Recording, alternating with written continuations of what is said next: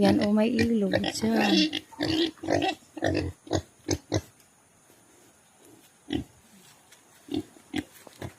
Nandito ko sa bahay ng ninang ko.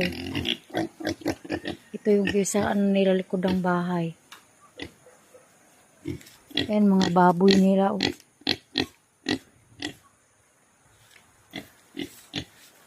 Ayan, may mga bahay din dyan. Ayan. Ito, ang laki ng puno ng mangga sa kanila. Dito to sa bahay ng ninang ko. Ang laki.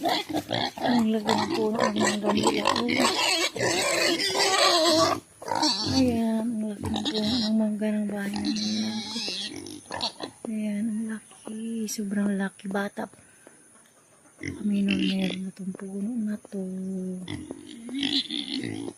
Ayan.